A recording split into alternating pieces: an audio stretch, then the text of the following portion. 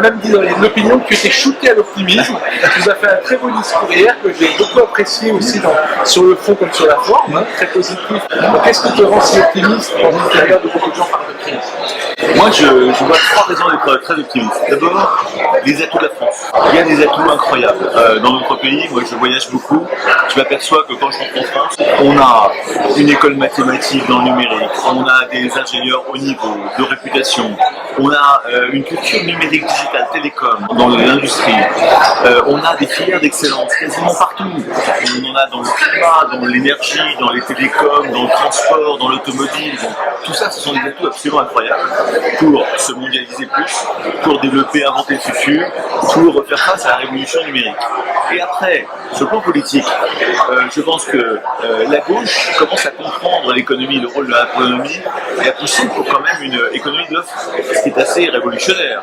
Et à droite, ils intègrent tous en fait des mesures qu'ils n'osaient pas imaginer il y a encore 3-4 ans. Suppression de l'ISF, baisse des dépenses publiques, un certain nombre de choses qui fait qu'ils ont compris que l'économie à droite et à gauche c'était fondamental, que l'entreprise est la clé de voûte, c'est nous qui nous, c'est nous qui créons la richesse.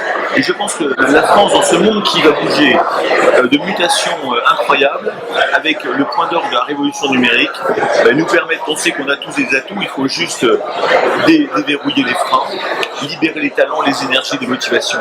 Et en plus, un quatrième atout que je mets en exergue, c'est notre jeunesse. Elle est créative, elle est entrepreneuriale, elle est diversifiée.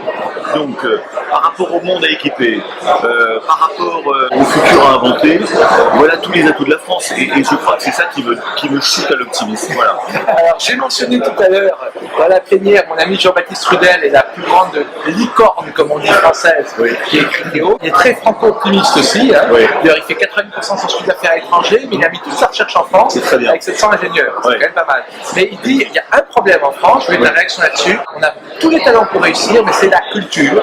Quand il est arrivé dans la Silicon Valley, tous ses concurrents lui ont dit fais pas ça, fais pas ça, fais pas ça, parce que nous on l'a fait avant, on s'est planté. Donc il y a une super compétition, mais il y a une culture du ce qu'il appelle la co-compétition, c'est-à-dire la coopération-compétition. En France, il a fait un magasin de salles biologiques. C'était très différent d'être milliardaire dans la nouvelle technologie. Mais tous ses concurrents l'ont regardé se planter en étant ravis qu'il se plante.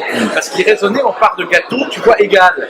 Déjà, à Silicon Valley, d'après Jean-Baptiste, il raisonne en part de gâteau croissante. C'est-à-dire qu'on a tous intérêt à ce que le gâteau croisse. Donc c'est la compétition. En fait, il faut déjà que nos compatriotes, nos concitoyens comprennent que le monde est immense, qu'il y a des opportunités extraordinaires qui bougent. Et que, en effet, c'est un monde de mutation, c'est un monde à inventer. Donc l'innovation est clé.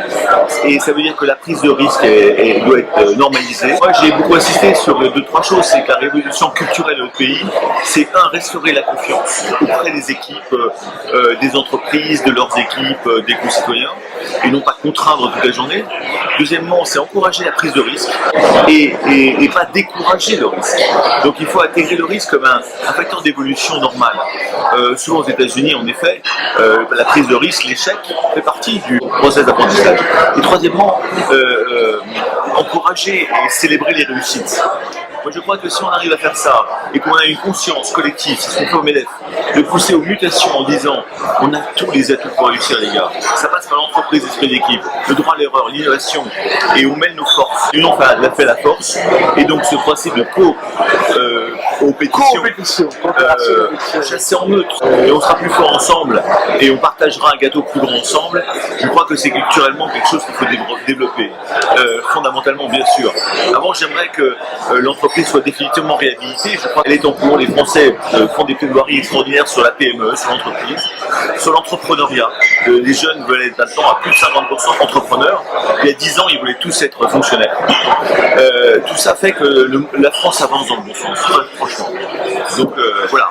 Ok, merci beaucoup.